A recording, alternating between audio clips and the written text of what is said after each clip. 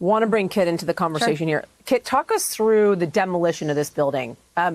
They're using this terminology, energetic felling. Tell us how that works. What is that? So basically, the current state of a building is extremely fragile because essentially half of the building is gone, right? And the whole system is stable as one unit. Now half is gone, so we have to take the one that's down. How to do that?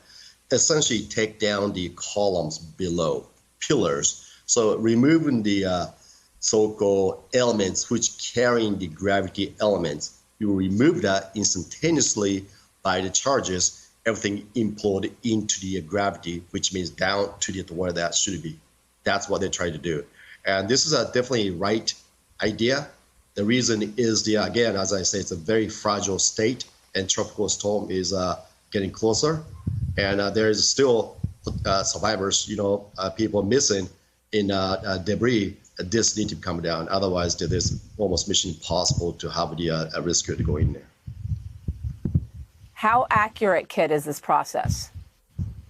Well, there are a lot of competent people involved on the operation, and this is definitely the really quick one. I mean, usually it takes days, weeks, months actually prepare for it, but there are very competent people involved. I think that they do best they can to take this on because there's no option. They cannot wait for weeks. They have to take that now.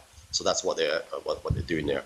But this building is fairly small compared to some of the those people take down the high-rise buildings, So this is a fairly small building, and I think they're going to be just do fine. And they're going to try to essentially avoid any risk to the debris itself because there's more potential survivors there.